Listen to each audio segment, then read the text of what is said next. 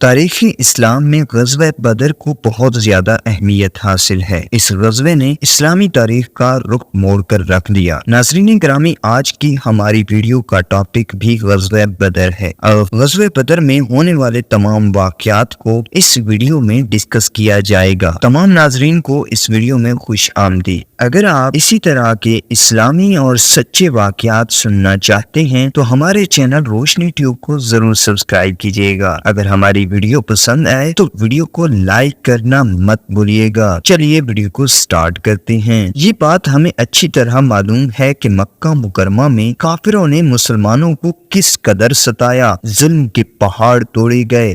ظلم کا کوئی طریقہ ایسا نہ تھا جو انہوں نے آزمایا نہ ہو۔ اسلام کی دعوت کو روکنے کے لیے انہوں نے ہر حربہ اور ہر ہتھ کنڈا استعمال کیا، یہاں تک کہ جو لوگ حبشہ کی طرف ہجرت کر گئے انہیں بھی سفیر بھیج کر واپس مکہ معظمہ لانے کی کوششیں کی گئیں تاکہ اپنے ظلم کا بازار جاری رکھ سکیں۔ ظلم کی چکی میں یوں تو سبھی مسلمانوں کو پیسا گیا، لیکن خاص طور پر غریب اور مسکین تو گویا ان کے لیے نوالے تر تھے۔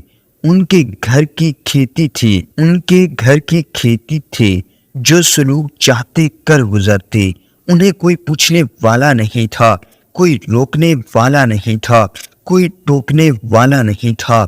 آخر کار مسلمانوں کو یثرب کی طرف ہجرت کا حکم ہوا۔ یثرب مدینہ منورہ کا پرانا نام ہے۔ ادھر مشرکین نے اللہ کے رسول صلی اللہ علیہ وآلہ وسلم کو اللہ معاف فرمائے قتل کرنے کا پروگرام بنایا۔ ان کی تمام تر کوششوں اور رکاوٹوں کے باوجود مسلمان اور اللہ کے رسول یثرب پہنچنے میں کامیاب ہو گئے۔ اب وہاں اسلام کی دعوت بہت تیزی سے پھیلنے لگی۔ ان خبروں نے جلتی پر تیل کا کام کیا۔ کافروں کے تن بدن میں آگ لگ گئی، مارے پریشانی اور حسد کے ان کا برا حال ہو گیا۔ اب وہ مسلمانوں کے خلاف سازشوں پر اتر آئے، جوڑ توڑ کرنے لگے۔ اس سلسلے میں انہوں نے سب سے پہلا قدم یہ اٹھایا کہ یثرب کے مشہور قبائل اوس اور خزرج کے لوگوں کو خطوط لکھے۔ یہ ایسے لوگ تھے جو ابھی مسلمان نہیں ہوئے تھے، ان میں عبداللہ بن ابی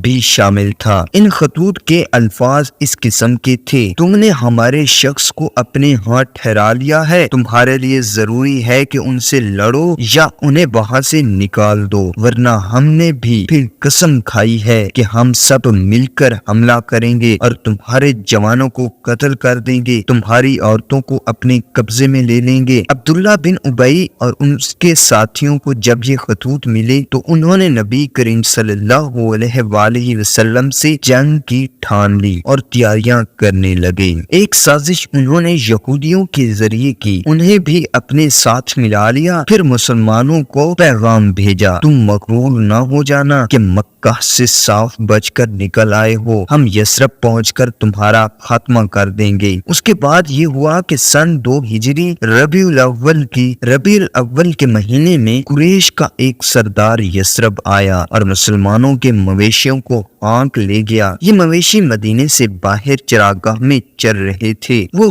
صاف بچ کر نکل گیا، گویا مسلمانوں کو اپنی طاقت دکھا گیا اور مسلمانوں پر واضح کر گیا کہ ہم 300 میل کے فاصلے سے آ کر بھی تمہارے گھروں سے مویشی لی جا سکتے ہیں۔ ان حالات میں رسول مقبول صلی اللہ علیہ وآلہ وسلم کے لیے ضروری ہو گیا کہ آپ مسلمانوں کی حفاظت کے لیے ضروری اقدامات کریں تاکہ دشمن انہیں نقصان نہ پہنچا سکے۔ اس سلسلے میں نبی کریم صلی اللہ علیہ وآلہ وسلم نے قریب 8 جنگی مہمات مختلف علاقوں کی طرف روانہ فرمائے۔ ان میں سے بعض میں آپ نے خود بھی شرکت کی، بعض مہمات صرف صحابہ کرام رضی اللہ تعالی عنہ نے سر کی، تاہم کسی بڑی لڑائی کی نوبت نہ آئی۔ مکہ مکرمہ کے لوگ تجارت کرتے تھے، ان کے تجارتی قافلے موسم گرما میں شام جاتے اور سردیوں میں یمن۔ شام کا رستہ یثرب سے ہو کر گزرتا تھا۔ یثرب کا نام نبی کریم صلی اللہ علیہ وآلہ وسلم کی ہجرت کے بعد مدینہ النبی رکھا گیا۔ ابو سفیان قریش کا ایک بڑا سردار تھا، اس کی قیادت میں ایک تجارتی قافلہ شام سے مکہ کی طرف روانہ ہوا۔ اس قافلے میں 1000 اونٹ تھے۔ ان اونٹوں پر کم از کم 50,000 دینار یعنی 262 کلو سونے کے برابر مالیت کا سامان لدا ہوا تھا، جبکہ نگرانی پر صرف 40 آدمی تھے۔ مسلمانوں کو اس قافلے کے لیے روانہ ہونے کی خبر مل گئی۔ اللہ کے رسول صلی اللہ علیہ وآلہ وسلم نے اس قافلے کو روکنے کا فیصلہ کیا۔ چنانچہ آپ نے صحابہ کرام رضی اللہ تعالی عنہم کو تیاری کا حکم فرمایا۔ مکہ معظمہ سے ہجرت کر کے آنے والے بیشتر مسلمان خالی ہاتھ آئے تھے۔ یہ حضرات اپنے گھر بار، مال و دولت، تجارتی سامان، باغات، کھیتیاں، غرض ہر چیز وہاں جوں کی توں چھوڑ آئے تھے۔ ان سب چیزوں پر کافروں نے قبضہ کر لیا تھا، بلکہ بعض مسلمانوں کو تو ہجرت کی اجازت اس شرط پر دی گئی تھی کہ وہ جانے سے پہلے اپنا مال ان کے حوالے کر دیں۔ اس طرح مسلمان بہت تنگ دستی کی حالت میں تھے۔ انصار نے اگرچہ ان کی ہر طرح مدد کی تھی، لیکن گزر اوقات بہت مشکل سے ہو رہی تھی۔ دوسری طرف اس قافلے کا ساز و سامان کافروں کی طاقت میں اضافے کا سبب بن سکتا تھا۔ اس سے جو تجارت کی جاتی اور دولت کمائی جاتی، اس سے کافروں کی طاقت میں اور اضافہ ہوتا۔ ان حالات میں نبی کریم صلی اللہ علیہ وآلہ وسلم نے ان کی قوت کو کمزور کرنے کا فیصلہ فرمایا۔ مسلمان اس وقت مکہ والوں سے حالت جنگ میں تھے۔ یہ ایک بہترین فیصلہ تھا۔ ادھر ابو سفیان بھی غافل نہیں تھا۔ وہ یہ بات جانتا تھا کہ مسلمان اس کے خلاف کارروائی کرنے کی کوشش کریں گے۔ شام جاتے ہوئے تو وہ صاف بچ گیا، لیکن واپسی پر جب اسے مسلمانوں کی تیاریوں کی خبریں ملی تو وہ اور زیادہ گھبرا گیا۔ اس نے فوراً مکہ والوں کو پیغام بھیجا کہ قافلہ سخت خطرے میں ہے، لہٰذا وہ جلد از جلد اس کی مدد کے لیے روانہ ہو جائے۔ خود اس نے اپنا راستہ تبدیل کر دیا،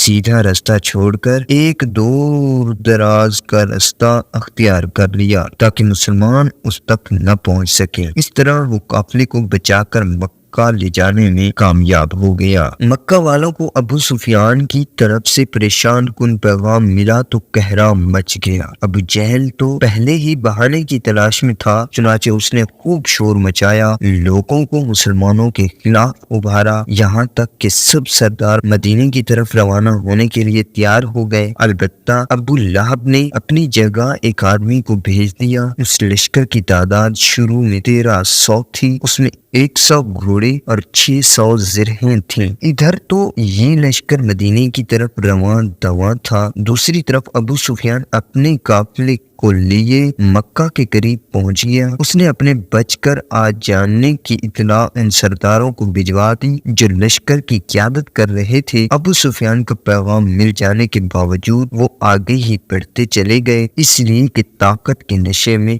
چور تھے۔ ان کا خیال تھا جن مسلمانوں پر وہ 13 سال تک ظلم و ستم کے پہاڑ توڑتے رہے ہیں، وہ بھلا ان کے مقابلے میں آنے کی جرت کریں گے۔ اگر آ گئے تو ہم انہیں تہس نہس کر کے رکھ دیں گے۔ اب آ تو گئے ہی ہیں، واپس کیوں جائیں؟ اب تو مسلمانوں کو مزہ چکھا کر ہی جائیں گے۔ اس موقع پر ابو جہل نے کہا اور غرور کے لہجے میں کہا، اللہ کی قسم، جب تک ہم بدر نہ پہنچ جائیں واپس نہیں جائیں گے۔ وہاں 3 دن قیام کریں گے، اونٹ ذبح کریں گے، عورتیں ہمارے لیے گانے گائیں گی، ہم اپنی طاقت کا خوب مظاہرہ کریں گے۔ اس طرح پورے علاقے پر ہماری طاقت کی دھاک بیٹھ جائے گی اور مسلمان پھر کبھی ہمارے مقابلے پر آنے کی جرت نہیں کریں گے۔ اخنس بن شریک نے، جو بنو زہرہ کا حلیف تھا، ابو جہل کی اس رائے سے اختلاف کیا۔ اس نے کہا، اب جب کہ ابو سفیان اپنے قافلے سمیت مکہ پہنچ گیا ہے تو ہم کیوں آگے جائیں، کیوں مسلمانوں سے جنگ کریں، اس کی اب کیا ضرورت ہے، لہذا ہم تو واپس جاتے ہیں۔ اس طرح بنو زہرہ کے 300 آدمی تو واپس لوٹ گئے۔ بنو ہاشم نے بھی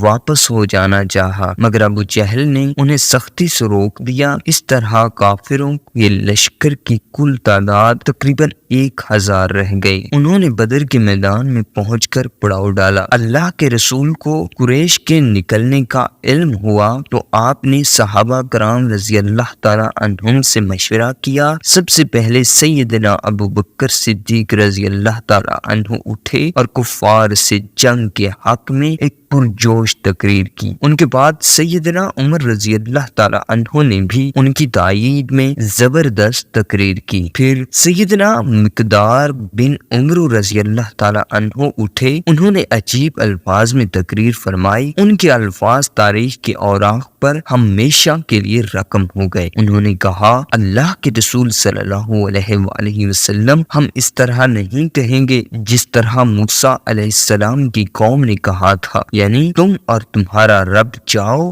اور لڑو، ہم تو یہاں بیٹھے ہیں، بلکہ ہم تو آپ کے آگے پیچھے دائیں اور بائیں لڑیں گے۔ ان کے الفاظ سن کر نبی کریم صلی اللہ علیہ وآلہ وسلم کے چہرہ مبارک پر خوشی کے آثار نمودار ہوئے۔ آپ نے مزید مشورہ چاہا تو سیدنا سعد بن معاذ رضی اللہ تعالی عنہ کھڑے ہوئے اور عرض کی، اے اللہ کے رسول صلی اللہ علیہ وآلہ وسلم، اب شاید آپ انصار کا خیال جاننا چاہتے ہیں۔ ان کی بات کے جواب میں رسول اللہ صلی اللہ علیہ وآلہ وسلم نے فرمایا، ہاں یہی بات ہے۔ انہوں نے کہا، اس ذات کی قسم جس نے آپ کو حق اور سچ کے ساتھ مبعوث فرمایا ہے، اگر آپ ہمیں ساتھ لے کر سمندر میں کودنا چاہیں تو ہم اس میں کود پڑیں گے، ہمارا ایک آدمی بھی پیچھے نہیں رہے گا، ہمیں قطعاً کوئی ہچکچاہٹ نہیں۔ آپ دشمن سے ٹکرا جائیں، ہم جنگ میں ثابت قدمی دکھانے والے اور لڑائی کے ماہر ہیں۔ اللہ کے رسول صلی اللہ علیہ وآلہ وسلم ان کی باتیں سن کر بہت خوش ہوئے اور فرمایا، چلو اور خوشی خوشی چلو، اللہ نے مجھ سے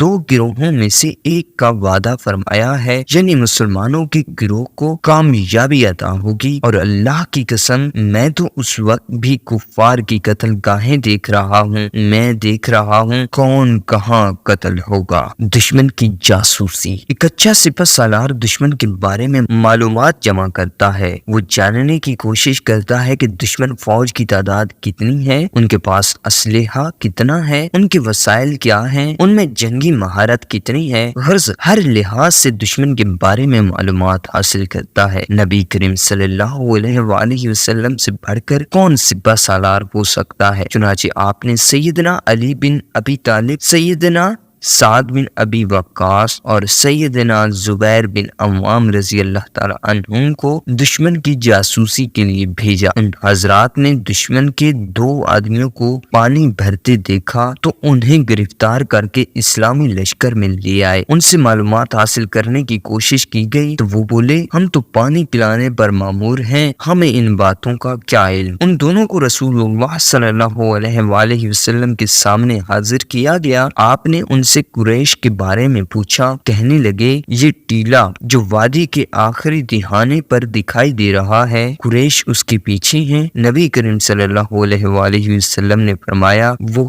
کتنے ہیں؟ جواب میں انہوں نے کہا، بہت زیادہ۔ رسول اللہ صلی اللہ علیہ وآلہ وسلم نے فرمایا، تعداد بتاؤ وہ کتنے ہیں؟ کہنے لگے، ہمیں نہیں معلوم۔ آپ صلی اللہ علیہ وآلہ وسلم نے پوچھا، اچھا یہ بتاؤ روزانہ کتنے اونٹ ذبح کرتے ہو؟ انہوں نے بتایا، کبھی 9 کبھی 10۔ آپ صلی اللہ علیہ وآلہ وسلم نے فرمایا، تو قریش کی تعداد 900 1000 کے درمیان ہے۔ اس سوال سے آپ نے دشمن کی تعداد بآسانی معلوم کر لی۔ یہ اس لیے کہ روزانہ 9 یا 10 اونٹ 900 یا 1000 آدمی کے لیے کافی ہو جاتے ہیں۔ آپ صلی اللہ علیہ وآلہ وسلم نے ان سے پوچھا، قریش کے بڑے سرداروں میں سے کون کون آیا ہے؟ جواب میں انہوں نے یہ نام لیے، عتبہ بن ربیعہ، شیبہ بن ربیعہ، ابو جہل، امیہ بن خلف اور نضر بن حارث۔ ان کے علاوہ دوسرے سرداروں کے نام بھی بتائے۔ یہ نام سن کر رسول اللہ صلی اللہ علیہ وآلہ وسلم نے فرمایا، مکہ نے اپنے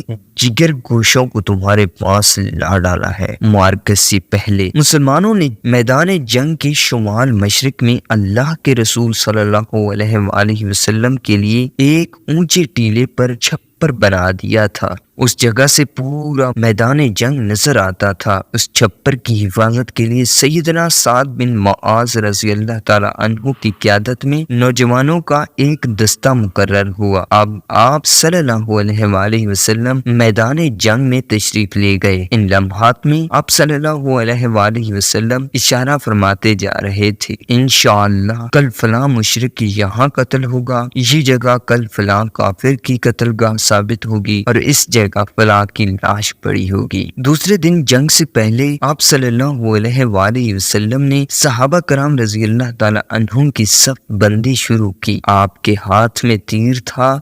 جب آپ سوار بن غزیہ رضی اللہ تعالی عنہ کے پاس سے گزرے تو وہ سب سے آگے نکلے ہوئے تھے۔ آپ نے تیر سے ان کے پیٹ پر کچوکا لگایا اور فرمایا برابر ہو جاؤ۔ سواد بولے، اللہ کے رسول صلی اللہ علیہ وآلہ وسلم، آپ نے مجھے تکلیف دی، بتلا دے۔ یہ سننا تھا کہ آپ صلی اللہ علیہ وآلہ وسلم نے اپنا کرتا مبارک اٹھا دیا اور جسم مبارک آگے کر دیا۔ یہ دیکھ کر صحابہ رضی اللہ تعالی عنہم پریشان ہو گئے کہ یہ سواد کیا کر رہے ہیں، اللہ کے رسول صلی اللہ علیہ وآلہ وسلم سے بدلہ لے رہے ہیں۔ ادھر رحمت عالم صلی اللہ علیہ وآلہ وسلم کا انصاف دیکھیے کہ مطالبہ سنتے ہی فوراً خود کو بدلے کے لیے پیش کر دیا، اور پھر سواد بن غزیہ رضی اللہ تعالی عنہ نے کیا آگے بڑھے اور جسم مبارک کو چوم لیا۔ آپ صلی اللہ علیہ وآلہ وسلم نے پوچھا، سواد تم نے ایسا کیوں کیا؟ سواد بن غزیہ رضی اللہ تعالی عنہ نے عرض کیا، اللہ کے رسول صلی اللہ علیہ وآلہ وسلم، میں اللہ کے راستے میں لڑنے کے لیے آیا ہوں، ہو سکتا ہے اس جنگ میں شہید ہو جاؤں، چونکہ میں نے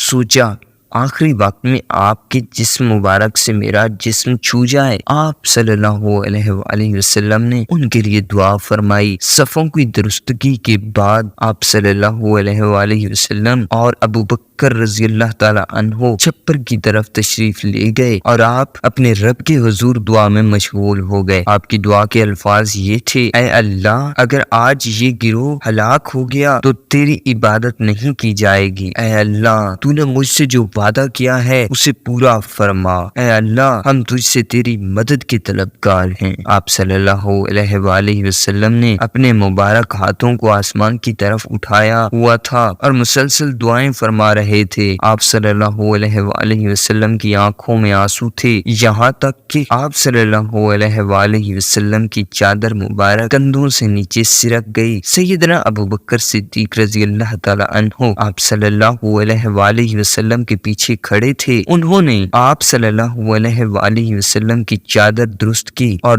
درد بھرے لہجے میں فرمایا، اللہ کے رسول صلی اللہ علیہ وآلہ وسلم، اب بس فرمائیں۔ آپ نے اپنے رب سے نہایت عاجزی اور انکساری سے دعا مانگ لی ہے۔ اللہ کے رسول صلی اللہ علیہ وآلہ وسلم نے ان سے فرمایا، ابو بکر تمہیں مبارک ہو، اللہ تعالیٰ کی طرف سے مدد آ پہنچی۔ یہ جبرائیل علیہ السلام کھڑے ہیں جو گھوڑے کی لگام تھامے ہوئے ہیں۔ معرکے کا آغاز رمضان المبارک کی 17 تاریخ تھی۔ گویا قدرت نے غزوہ بدر کے لیے یہ تاریخ مقرر کی تھی۔ ایک طرف اللہ کو ایک ماننے والے، اسی سے مدد مانگنے والے، اسی کی وحدہ لا شریک ماننے والے تھے، اور دوسری طرف بتوں کے پجاری تھے، غیر اللہ سے مدد مانگنے والے تھے۔ ایک طرف اہل ایمان تھے، دوسری طرف ایمان کی دولت سے معروم تھے۔ ایک طرف اللہ اور اس کے رسول کی شیدائی تھے، دوسری طرف پتھروں کو معبود ماننے والے، بتوں کی محبت میں غرق لوگ تھے۔ اللہ کو ماننے والے اپنی ذات کے لیے نہیں آئے تھے، اللہ کا نام بلند کرنے آئے تھے، جبکہ دوسری طرف قریش اپنے نام و نمود اور بتوں کی خاطر آئے تھے۔ یہ مسلمانوں اور مشرکوں کی پہلی باقاعدہ جنگ تھی۔ 13 سال تک ظلم کی چکی میں پسنے والے آج ظالموں سے ٹکرانے چلے تھے۔ آج ان کی آنکھوں میں آنکھیں ڈالنے کا وقت آ گیا تھا۔ تلوار کے مقابلے میں سر آگے کرنے کا نہیں، تلوار کا وار روکنے کا وقت آ گیا تھا، اور مسلمانوں کو تو اس دن کا بہت شدت سے انتظار تھا، لیکن ان کی یہ تڑپ بھی اپنی ذات کے لیے نہیں،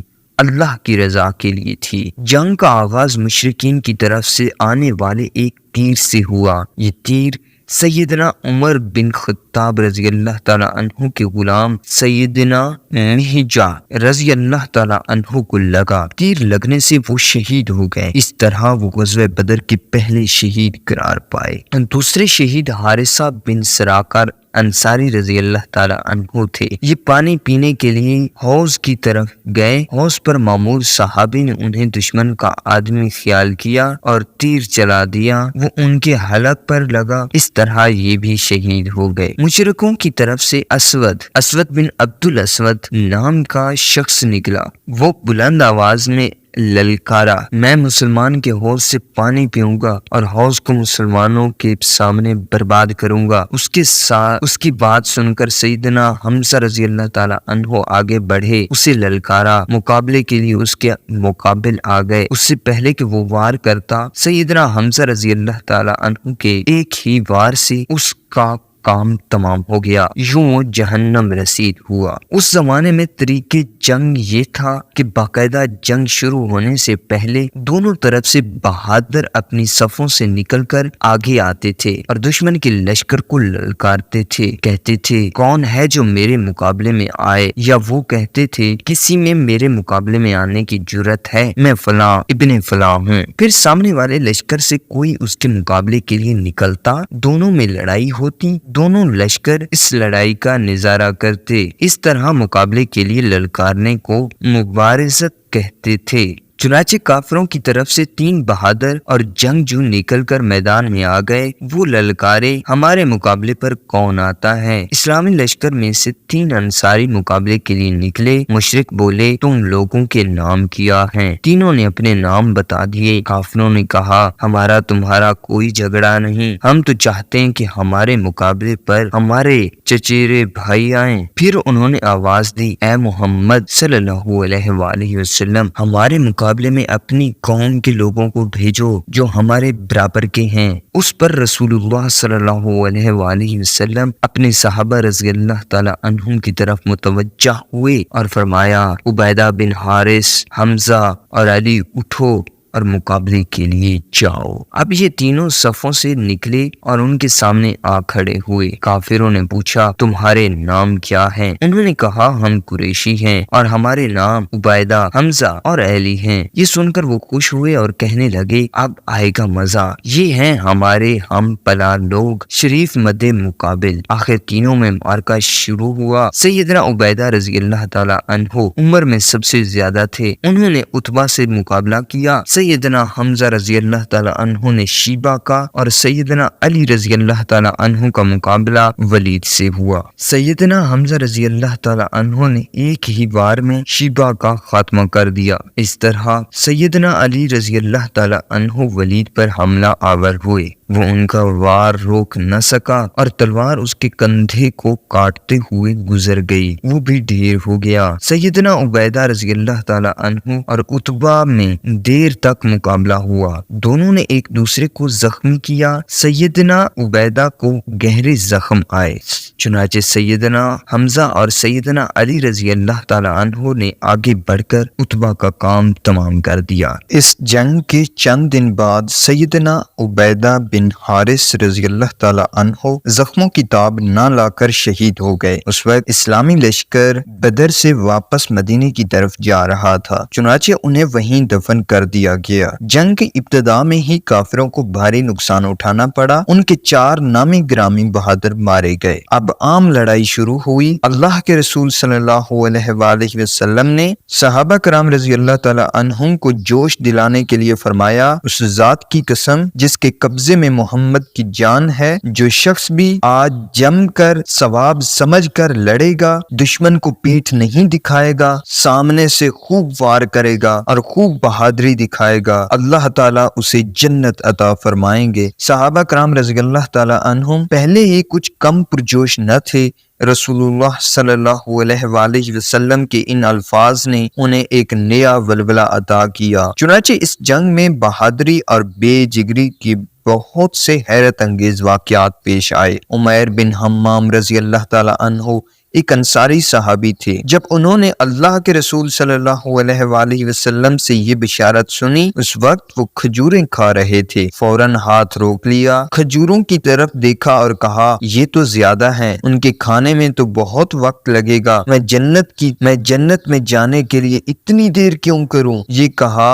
اور کھجوریں پھینک دیں، آگے بڑھے، پوری جواں مردی سے لڑے اور دشمنوں کو مارتے کاٹتے خود بھی شہادت کا جام نوش کر گئے۔ جنگ کے آغاز میں رسول صلی اللہ علیہ وآلہ وسلم نے ایک مٹھی ریت اور کنکریوں کی اٹھائی اور اس کو دشمن کی طرف پھینکتے ہوئے فرمایا، یعنی چہرے بگڑ جائیں، ریت اور کنکریوں کی اس مٹھی کا کچھ نہ کچھ حصہ ہر مشرک کی آنکھ میں یا منہ میں ضرور گرا۔ سورہ انفال کی آیت 17 میں اللہ تعالیٰ نے اسی واقعے کا تذکرہ فرمایا، یعنی جب آپ نے وہ مٹھی پھینکی تو دراصل وہ آپ نے نہیں پھینکی تھی بلکہ اللہ نے پھینکی تھی۔ مشہور انصاری صحابیہ افرا بنت عبید رضی اللہ تعالیٰ عنہما کے بیٹے عوف بن حارث رضی اللہ تعالیٰ عنہ نے دریافت کیا، اے اللہ کے رسول، اللہ رب العزت کس بات سے خوش ہو کر مسکراتے ہیں؟ جواب میں آپ صلی اللہ علیہ وآلہ وسلم نے فرمایا، اس بندے سے کہ بندہ بغیر حفاظتی ہتھیار پہنے اپنا ہاتھ دشمن کے خون میں ڈبو دے۔ چنانچہ سیدنا عوف رضی اللہ تعالی عنہ نے اپنے بدن سے ذرہ اتار پھینکی، دشمن پر ٹوٹ پڑے اور لڑتے لڑتے شہید ہو گئے۔ پھر اللہ کے رسول نے مسلمانوں کو دشمن پر ٹوٹ پڑنے کا حکم دیا۔ دشمن اس سے پہلے ہی جنگ شروع کر چکا تھا اور اپنا زور لگا چکا تھا، اس کا جوش و خروش مانند پڑ رہا تھا۔ حکم ملنے پر مسلمانوں نے پرجوش انداز میں حملہ کیا۔ اب مسلمان تازہ دم تھے، لہٰذا کافروں کو گاجر مولی کی طرح کاٹنے لگے۔ ایسے میں فرشتے بھی مدد کو آ گئے، کافروں کے سردار کٹ کٹ کر گرنے لگے۔ اسلام کا سب سے بڑا دشمن اس وقت کا فرعون ابو جہل اس لشکر کا سپہ سالار تھا، وہی کافروں کو اکسا کر بدر کے میدان میں لایا تھا۔ مکہ میں اس نے مسلمانوں پر ظلم کی انتہا کر دی تھی، رسول اللہ صلی اللہ علیہ وآلہ وسلم کو گالیاں دیا کرتا تھا، طرح طرح سے صدایا کرتا تھا، قدم قدم پر مشکلات پیدا کرتا تھا۔ آج وہی ابو جہل کافروں کا سپہ سالار تھا، انہیں لڑا رہا تھا۔ ادھر دو انصاری نوجوان ابو جہل کی تلاش میں تھے، ان کی دلی خواہش تھی کہ کسی طرح ابو جہل کو قتل کر دیں، اسے جہنم رسید کر دیں۔ سیدنا عبد الرحمن بن عوف رضی اللہ تعالی عنہ فرماتے ہیں، میدان جنگ میں اچانک دو نوجوان میرے دائیں بائیں آ کھڑے ہوئے، ان میں سے ایک نے پوچھا، چچا جان ابو جہل کہاں ہے؟ میں نے کہا، بھتیجے تم اس کے بارے میں کیوں پوچھ رہے ہو؟ اس نے کہا، ہم نے سنا ہے کہ وہ اللہ کے رسول صلی اللہ علیہ وآلہ وسلم کو گالیاں دیتا ہے، لہٰذا میں نے عہد کیا ہے کہ اسے قتل کروں گا یا خود شہید ہو جاؤں گا۔ اتنے میں دوسرے نوجوان نے بھی مجھ سے یہی سوال کیا، ابو جہل کہاں ہے؟ سیدنا عبد الرحمن بن عوف رضی اللہ تعالی عنہ فرماتے ہیں، میں نے اشارے سے انہیں بتایا، وہ رہا ابو جہل۔ اب دونوں اپنی تلواریں لیے ابو جہل کی طرف لپکے۔ یہ دونوں نوجوان معاذ بن عمرو بن جموع اور معاذ بن افرا تھے۔ سیدنا معاذ بن عمرو رضی اللہ تعالی عنہ نے دیکھا کہ ابو جہل کو بہت سے لوگ گھیرے میں لیے ہوئے تھے تاکہ اس پر کوئی وار نہ کر سکے اور وہ محفوظ رہے۔ انہوں نے ان لوگوں کو کہتے سنا، آج ابو الحکم یعنی ابو جہل تک کوئی نہیں پہنچ پائے گا۔ معاذ بن عمرو رضی اللہ تعالی عنہ نے جب یہ سنا تو ان پر اور زیادہ جوش طاری ہو گیا، وہ تیر کی طرح اس کی طرف بڑھے اور اللہ کی قدرت سیدھے اس کے پاس جا پہنچے۔ اس کی حفاظت کرنے والے بھی کچھ بھی اس کے کام نہ آ سکے۔ انہوں نے جاتے اپنی تلوار کا وار اس کی پنڈلی پر کیا، پنڈلی کٹ گئی۔ باپ کو زخمی ہوتے دیکھ کر اکرمہ بن ابو جہل آگے بڑھے، یہ اس وقت ابھی مسلمان نہیں ہوئے تھے۔ انہوں نے معاذ رضی اللہ تعالی عنہ کے کندھے پر تلوار کا وار کیا، ان کا بازو کٹ گیا، لیکن کٹ جانے کے باوجود کھال کے ساتھ لٹکتا رہا۔ یہ اس حالت میں جنگ کرتے رہے تاہم ابو جہل ان کے وار سے شدید زخمی ہو گیا تھا۔ ایسے میں سیدنا معاذ بن عفرہ رضی اللہ تعالی عنہ اس کے نزدیک پہنچنے میں کامیاب ہو گئے۔ انہوں نے بلا کی پھرتی سے اس پر وار کیا، ان کے وار سے وہ گھوڑے سے نیچے گرا، انہوں نے اسے مردہ خیال کیا، اس کے پاس سے چلے گئے اور جنگ میں مشغول ہو گئے، لیکن ابو جہل میں اس وقت کچھ جان باقی تھی۔ سیدنا عبداللہ بن مسعود رضی اللہ تعالی عنہ اس کے پاس سے گزرے تو اس میں کچھ جان پا کر رک گئے، اس کی گردن پر اپنا پاؤں رکھ کر فرمایا، اے اللہ کے دشمن، تجھے اللہ نے رسوا کر دیا۔ پھر انہوں نے اس کا سر کاٹ لیا۔ ادھر دونوں نوجوان نبی کریم صلی اللہ علیہ وآلہ وسلم کی خدمت میں حاضر ہوئے۔ ایک نے عرض کیا، اللہ کے رسول صلی اللہ علیہ وآلہ وسلم، میں ابو جہل کو قتل کر آیا ہوں۔ یہ سنتے ہی دوسرے نے کہا، بلکہ میں نے اسے قتل کیا۔ نبی صلی اللہ علیہ وآلہ وسلم مسکرائے، پھر آپ نے دونوں کی تلواریں دیکھیں اور فرمایا، تم دونوں ہی نے اسے قتل کیا۔ معاذ بن عمرو بن جموع رضی اللہ تعالی عنہ سیدنا عثمان رضی اللہ تعالی عنہ کی خلافت کے دور تک زندہ رہے اور ابو جہل کا سامان انہی کو ملا۔ اتنے میں عبداللہ بن مسعود رضی اللہ تعالی عنہ ابو جہل کا سر لیے آپ کی خدمت میں حاضر ہوئے۔ اس کے سر کو دیکھ کر آپ نے فرمایا، یہ اس امت کا فرعون ہے۔ چونکہ عبداللہ بن مسعود رضی اللہ تعالی عنہ نے ابو جہل کا سر کاٹا تھا، اس لیے اس کی تلوار ان کو ملی۔ معاذ بن عفرہ رضی اللہ تعالی عنہ بھی اس جنگ میں زخمی ہوئے تھے، بعد میں انہی زخموں سے شہید ہوئے۔ یہاں یہ بات بھی بتانا ضروری ہے کہ سیرت کی اکثر کتابوں میں ابو جہل کے قاتلوں کے نام معوذ اور معاذ بتائے گئے ہیں، مگر صحیح بخاری کی روایت کے مطابق دونوں کا نام معاذ تھا۔ ایک کا معاذ بن عمرو بن جموع اور دوسرے معاذ بن حارث، جن کی والدہ کا نام عفرہ تھا اور وہ معاذ بن عفرہ کے نام سے مشہور ہیں۔ یہ دونوں انصاری تھے۔ عکاشہ بن محصن رضی اللہ تعالی عنہ بہت بہادر اور جری نوجوان تھے۔ بہادری کی جوہر دکھاتے ہوئے ان کی تلوار ٹوٹ گئی۔ یہ رسول اللہ صلی اللہ علیہ وآلہ وسلم کی خدمت میں حاضر ہوئے اور عرض کیا، اللہ کے رسول صلی اللہ علیہ وآلہ وسلم، میری تلوار ٹوٹ گئی ہے۔ آپ صلی اللہ علیہ وآلہ وسلم نے انہیں ایک لکڑی عنایت کی اور فرمایا، عکاشہ، تم اب اس سے لڑو۔ جو ہی عکاشہ رضی اللہ تعالی عنہ نے وہ لکڑی ہاتھ میں لی، وہ لمبی، سخت اور چمکدار لوہے کی تلوار بن گئی۔ چنانچہ اس لکڑی نما تلوار سے جنگ کرتے رہے، لڑتے رہے، یہاں تک کہ جنگ ختم ہو گئی۔ اس جنگ کے بعد بھی یہ تلوار ان کے پاس رہی، دوسری جنگوں میں بھی اس تلوار کے ساتھ لڑتے رہے، یہاں تک کہ سیدنا ابو بکر صدیق رضی اللہ تعالی عنہ کے دور میں مرتدوں سے جنگ ہوئی اور یہ اس جنگ میں شہید ہوئے۔ یہاں تک کہ سیدنا ابو بکر صدیق رضی اللہ تعالی عنہ کے دور میں مرتدوں سے جنگ ہوئی اور یہ اس جنگ میں شہید ہوئے۔ وہ تلوار اس وقت بھی اس کے پاس تھی۔ ایک بار نبی کریم صلی اللہ علیہ وآلہ وسلم نے فرمایا، میری امت میں سے 70,000 14ویں کے چاند کی صورت والے بلا حساب و کتاب جنت میں داخل ہوں گے۔ اس وقت عکاشہ نے عرض کیا تھا، اللہ کے رسول صلی اللہ علیہ وآلہ وسلم دعا فرمائیں، اللہ مجھے بھی ان میں سے کر دے۔ آپ صلی اللہ علیہ وآلہ وسلم نے فرمایا، تم انہی جنتیوں میں سے ہو۔ یہ سن کر انصار میں سے ایک شخص کھڑا ہوا اور عرض کیا، اللہ کے رسول صلی اللہ علیہ وآلہ وسلم دعا کیجئے، اللہ مجھے بھی ان میں سے کر دے۔ آپ صلی اللہ علیہ وآلہ وسلم نے فرمایا، اس بارے میں عکاشہ تم سے سبقت لے گیا۔ عکاشہ رضی اللہ تعالی عنہ عرب کے بہترین شاہ سواروں میں سے تھا۔ معرکہ ختم ہوتا ہے۔ بدر میں اللہ تعالی نے مسلمانوں کی مدد فرمائی، انہیں فتح نصیب ہوئی۔ اس دن کو یوم فرقان کہا گیا۔ یہ جنگ حق و باطل کی پہلی جنگ تھی، ان کے درمیان فرق کرنے والی جنگ تھی۔ اس جنگ نے قریش کا غرور خاک میں ملا دیا۔ ان کے 70 بڑے بڑے سردار، جری اور بہادر مارے گئے، قریباً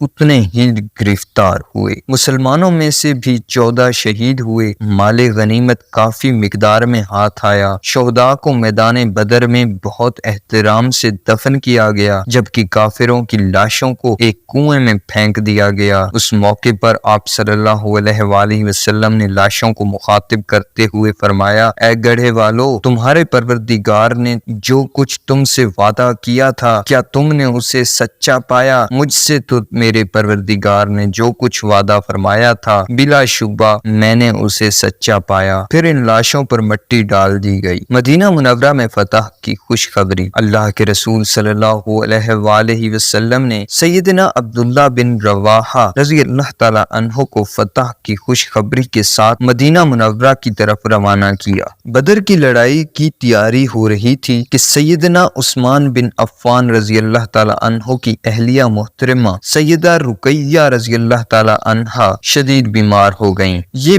نبی کریم صلی اللہ علیہ وآلہ وسلم کی بیٹی ہیں، چنانچہ اللہ کے رسول صلی اللہ علیہ وآلہ وسلم نے سیدنا عثمان رضی اللہ تعالی عنہ کو حکم فرمایا آپ مدینہ ہی میں ٹھہر کر اپنی بیوی کی تیمارداری کریں۔ چنانچہ اس طرح سیدنا عثمان اگرچہ غزوہ بدر میں شریک نہ ہو سکے تاہم آپ صلی اللہ علیہ وآلہ وسلم نے انہیں بدر میں شریک قرار دیا۔ اتفاق دیکھیے، ادھر بدر کے میدان میں مسلمانوں کو فتح ہوئی اور فتح کی خوشخبری مدینہ منورہ پہنچ گئی، ادھر سیدہ رقیہ وفات پا گئیں۔ جب فتح کی خبر پہنچی تو ان کی قبر پر مٹی ڈالی جا رہی تھی۔ سیدنا اسامہ بن زید رضی اللہ تعالی عنہ فرماتے ہیں کہ میرے والد نے مصلی پر کھڑے ہو کر مسلمانوں کو یہ خبر سنائی، لوگو تمہیں خوشخبری ہو، عتبہ بن ربیعہ، شیبہ بن ربیعہ، ابو جہل، زمہ بن اسود، ابو البخترہ اور امیہ بن خلف وغیرہ قتل ہو چکے ہیں۔ سیدنا اسامہ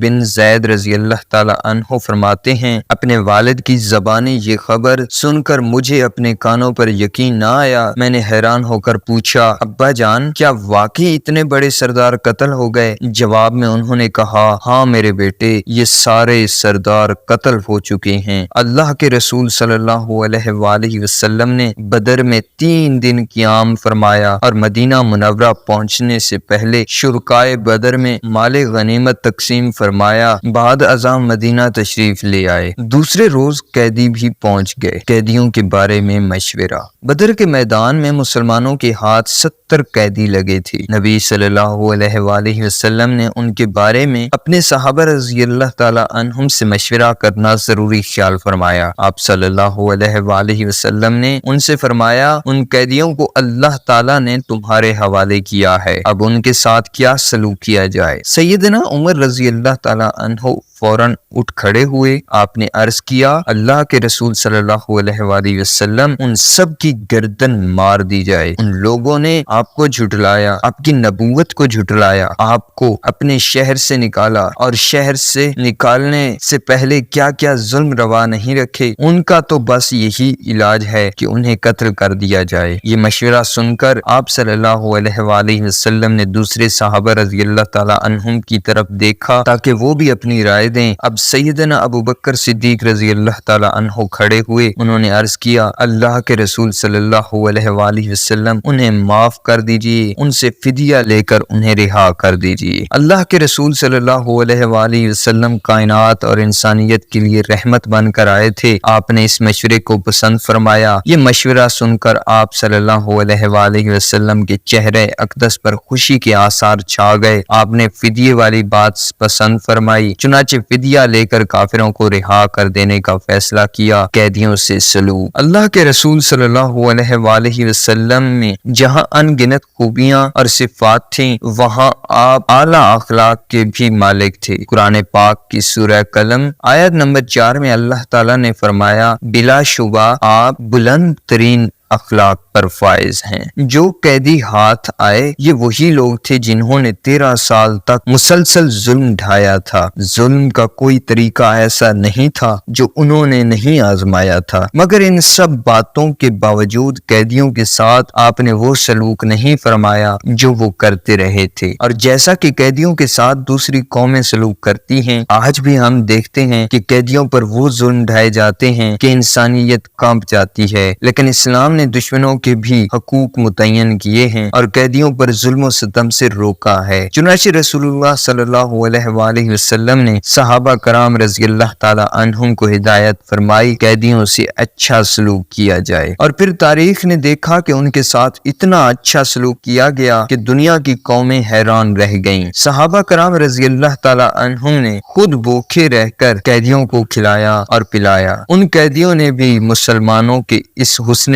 سلوک کو ہمیشہ یاد رکھا۔ قیدیوں میں آپ کے رشتہ دار بھی تھے اور عام لوگ بھی، لیکن ان سب سے برابر کا سلوک ہوا اللہ کے رسول صلی اللہ علیہ وآلہ وسلم کے چچا سیدنا عباس بن عبد المطلب بھی قیدیوں میں شامل تھے۔ بدر سے سب قیدیوں کو رسیوں سے باندھ کر لایا گیا تھا تاکہ فرار نہ ہو جائیں۔ رات کی تاریکی میں سیدنا عباس کی آہ نکل گئی۔ رسول اللہ صلی اللہ علیہ وآلہ وسلم کو اپنے چچا سے بہت محبت تھی، ان کی آہ سنی تو بے تاب ہو گئے۔ ایک صحابی نے آپ صلی اللہ علیہ وآلہ وسلم کو بے چین دیکھا تو سیدنا عباس کے پاس گئے اور ان کی رسیوں کو ڈھیلا کر دیا، پھر آ کر آپ صلی اللہ علیہ وآلہ وسلم کو بتایا، اے اللہ کے رسول صلی اللہ علیہ وآلہ وسلم، میں آپ کے چچا کی رسیاں ڈھیلی کر آیا ہوں۔ یہ سن کر آپ صلی اللہ علیہ وآلہ وسلم نے فرمایا، انصاف کا تقاضا یہ ہے کہ تمام قیدیوں کی رسیوں کو ڈھیلا کیا جائے یا پھر ان کی رسی کو بھی ڈھیلا نہ کیا جائے۔ چنانچہ سبھی کی رسیاں ڈھیلی کر دی گئیں۔ سیدنا مصعب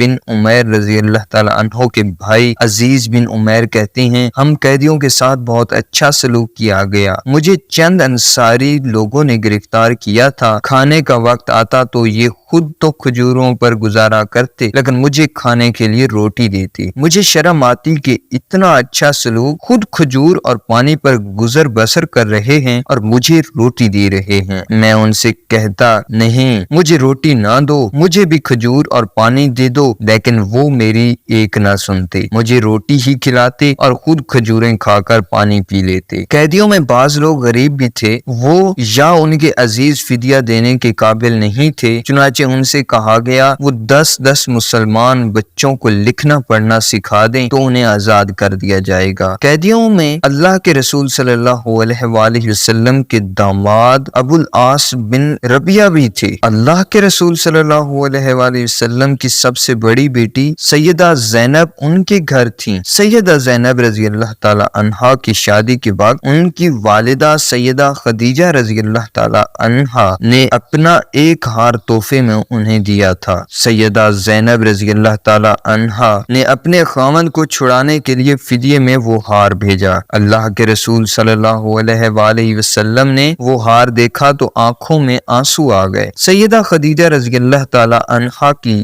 یاد تازہ ہو گئی۔ آپ صلی اللہ علیہ وآلہ وسلم نے صحابہ کرام رضی اللہ تعالی عنہم سے فرمایا، یہ ہار میری بیٹی زینب کا ہے، یہ اس کی ماں نے اسی شادی کے وقت تحفے میں دیا تھا، مناسب سمجھو تو قیدی کو رہا کر دو اور ہار بھی واپس کر دو۔ صحابہ رضی اللہ تعالی عنہم تو ہر حال میں آپ صلی اللہ علیہ وآلہ وسلم کو خوش دیکھنا چاہتے تھے۔ انہوں نے عرض کیا، اللہ کے رسول صلی اللہ علیہ وآلہ وسلم ضرور ایسا کریں۔ اس پر نبی کریم صلی اللہ علیہ وآلہ وسلم نے ابو العاص سے وعدہ لیا کہ وہ مکہ جا کر زینب رضی اللہ تعالی عنہا کو مدینہ منورہ بھیج دیں گے۔ چنانچہ انہوں نے وہاں پہنچ کر وعدے کے مطابق سیدہ زینب رضی اللہ تعالی عنہا کو مدینہ منورہ بھیج دیا۔ کچھ عرصے بعد انہوں نے خود بھی اسلام قبول کر لیا۔ آپ صلی اللہ علیہ وآلہ وسلم کے چچا سیدنا عباس رضی اللہ تعالی عنہ کے بارے میں روایات سے معلوم ہوتا ہے کہ انہوں نے اسلام قبول کر رکھا تھا، کسی مصلحت کے تحت اپنے اسلام کو چھپائے ہوئے تھے اور یہ مجبوراً اس جنگ میں شریک ہوئے تھے۔ چنانچہ اللہ کے رسول صلی اللہ علیہ وآلہ وسلم نے جنگ شروع ہونے سے پہلے صحابہ کرام رضی اللہ تعالی عنہم کو حکم دیا تھا کہ اگر لڑائی کے دوران عباس سامنے آ جائیں تو انہیں قتل نہ کیا جائے، کیونکہ ان کے اسلام کے لیے بہت خدمات ہیں۔ اب اس موقع پر انہوں نے عرض کیا، اے اللہ کے رسول صلی اللہ علیہ وآلہ وسلم، میں آپ کا چچا ہوں، کیا مجھے فدیہ لیے بغیر نہیں چھوڑا جا سکتا؟ جواب میں آپ صلی اللہ علیہ وآلہ وسلم نے فرمایا، آپ مالدار ہیں، آپ نہ صرف اپنا بلکہ اپنے بھتیجوں کی طرف سے بھی فدیہ ادا کر دیں۔ چنانچہ انہوں نے اپنی طرف سے اور نوفل اور عقیل کی طرف سے بھی فدیہ دیا۔ واضح رہے کہ نوفل اور عقیل آپ صلی اللہ علیہ وآلہ وسلم کے چچا زاد بھائی تھے۔ آپ نے انصاف کا تقاضا پورا فرمایا، انہیں بھی فدیہ لے کر چھوڑا۔ صحابہ کرام رضی اللہ تعالی عنہم یہ سب باتیں اللہ کے رسول صلی اللہ علیہ وآلہ وسلم سے سیکھتے تھے اور ان پر عمل کرتے تھے۔ اس جنگ میں باپ بیٹے کے خلاف، بھائی بھائی کے خلاف، چچا بھتیجے کے خلاف اور ماموں بھاجے کے خلاف لڑے تھے، یعنی اکثر لوگ آپس میں رشتہ دار تھے۔ چنانچہ معلوم ہوا اصل رشتہ اسلام کا رشتہ ہے۔ مصعب بن عمیر رضی اللہ تعالی عنہ نے اپنے بھائی عزیز کو دیکھا کہ وہ بھی قیدیوں میں شامل تھا۔ ایک انصاری نے انہیں قید کیا تھا۔ سیدنا مصعب رضی اللہ تعالی عنہ نے انصاری سے فرمایا، بھائی اسے خوب کس کر باندھنا، کہیں بھاگ نہ جائے۔ اس کی والدہ بہت امیر عورت ہے اور بہت زیادہ مال و دولت دے کر اپنے بیٹے کو چھڑا سکتی ہے۔ ان کے بھائی عزیز نے جب اپنے بھائی کی یہ بات سنی تو حیران ہوئے بغیر نہ رہ سکے، سوچا یہ کیسا بھائی ہے؟ پھر ان سے بولے، تم اچھے بھائی ہو، انہیں کیا مشورہ دے رہے ہو؟ میرا تو خیال تھا تم میری سفارش کرو گے۔ یہ سن کر سیدنا مصعب بن عمیر رضی اللہ تعالیٰ عنہ نے فرمایا، نہیں، تم میرے بھائی نہیں ہو، بلکہ جس انصاری نے تمہیں قیدی بنایا ہے وہ میرا بھائی ہے۔ یہ سن کر عزیز اور زیادہ حیران ہوا۔ اس کی ماں کو خبر ہوئی تو بولی، میں بڑی سے بڑی رقم دے کر اپنے بیٹے کو چھڑا لوں گی۔ اسے بتایا گیا کہ فدیے کی رقم 4000 درہم مقرر کی گئی ہے۔ اس نے فوراً 4000 درہم بھیج کر بیٹے کو رہائی دلوائی۔ بدر میں شرکت کرنے والوں کی فضیلت۔ جن صحابہ کرام رضی اللہ تعالی عنہم نے اس غزوے میں شرکت کی، اسلام میں ان کا مقام اور مرتبہ بہت بڑا ہے۔ چنانچہ اللہ کے رسول صلی اللہ علیہ وآلہ وسلم نے فرمایا، جن لوگوں نے غزوہ بدر میں شرکت کی ہے وہ جہنم میں نہیں جائیں گے۔ تو گویا انہیں جنت کی خوشخبری سنا دی گئی۔ ایک حدیث کے الفاظ یوں ہیں، اللہ تعالیٰ نے اہل بدر کے اعمال پر مطلع ہو کر فرمایا، اب تم جو بھی عمل کرو تمہارے لیے جنت واجب ہے، میں نے تمہیں بخش دیا ہے۔ اس جنگ کے آغاز میں ایک انصاری صحابی حارثہ بن اسراقہ بھی شہید ہوئے تھے۔ یہ پانی پینے کے لیے حوض کی طرف گئے۔ حوض کی حفاظت پر ایک صحابی کو مقرر کیا گیا تھا۔ انہوں نے خیال کیا کہ وہ دشمن کے آدمی ہیں، چنانچہ ان کی طرف تیر چلا دیا۔ تیر ان کے گلے میں لگا اور وہ شہید ہو گئے۔ اب چونکہ یہ کسی کافر کے ہاتھوں شہید نہیں ہوئے تھے، اس لیے ان کی والدہ کو شک تھا کہ یہ شہید ہیں یا نہیں، یا یوں کہہ لیں کہ یہ جنتی ہیں یا نہیں۔ چنانچہ وہ اللہ کے رسول صلی اللہ علیہ وآلہ وسلم کی خدمت میں حاضر ہوئیں اور عرض کیا، اے اللہ کے رسول صلی اللہ علیہ وآلہ وسلم، آپ جانتے ہیں مجھے حارثہ سے کتنی محبت تھی اور ہے۔ اگر وہ جنت میں ہیں تو میں صبر کروں گی اور ایک شہید کی ماں ہوں، اور اگر وہ جہنم میں ہیں تو میں اس پر اتنا روؤں گی کہ مدینہ منورہ والے بھی دیکھیں گے۔ مجھے بتائیں میرا بیٹا کہاں ہے؟ اللہ کے رسول صلی اللہ علیہ وآلہ وسلم نے فرمایا، اے ام حارثہ، تمہیں کیا ہو گیا ہے؟ کیا بات کرتی ہو؟ بیٹے کی محبت میں دیوانی تو نہیں ہو گئی؟ تم ایک جنت کی بات کر رہی ہو۔ اللہ نے تو تمہارے بیٹے کو کئی جنتوں کا مالک بنا دیا ہے، اسے فردوس اعلیٰ عطا کیا ہے۔ اس سے غزوہ بدر میں شریک ہونے والے صحابہ رضی اللہ تعالی عنہم کے بارے میں اندازہ لگایا جا سکتا ہے کہ ان کا کیا مرتبہ ہے، اللہ کے نزدیک غازیوں اور شہداء کا کیا مقام ہے۔ اس جنگ سے ان گنت فوائد حاصل ہوئے، ان میں سے چند ایک یہ ہیں۔ بہت سا مال غنیمت حاصل ہوا، مسلمانوں کی طاقت میں بہت اضافہ ہوا، مشرکوں پر مسلمانوں کی دھاک بیٹھ گئی۔ کفار نے جان لیا مسلمان اب ان کے لیے آسان شکار نہیں رہے۔ مدینہ کے ارد گرد آباد بہت سے قبائل اسلام کی طرف متوجہ ہونے لگے، بہت سے قبائل اسلام کے قریب آ گئے۔ بعض قبائل نے فوراً اسلام قبول کر لیا یا مسلمانوں کے طرف دار بن گئے۔ یہودیوں کی سازشیں کچھ وقت کے لیے دم توڑ گئیں، یہودیوں پر مسلمانوں کا رعب چھا گیا۔ اس دوران منافقوں کے سردار عبداللہ بن ابی نے مجبوراً اسلام قبول کر لیا، اگرچہ اندر سے منافق ہی رہے۔ مسلمانوں کو قیدیوں کی فدیے سے مال و دولت غنیمت حاصل ہوئی۔ مال غنیمت سے مسلمانوں کی مالی حالت پہلے سے بہتر ہو گئی۔ مسلمان اپنے آپ کو مضبوط محسوس کرنے لگے۔ کافروں کا غرور خاک میں مل گیا، کافروں کا گھمنڈ پاش پاش ہو گیا۔ یہ جنگ مسلمان بچوں کی تعلیم کا ذریعہ بنی۔ کفار کے بڑے بڑے سردار جہنم رسید ہوئے۔ اسلام کو طاقت ملی، مسلمانوں کی عزت کو چار چاند لگ گئے۔ کفر کے مقابلے میں اسلام سر بلند ہو گیا۔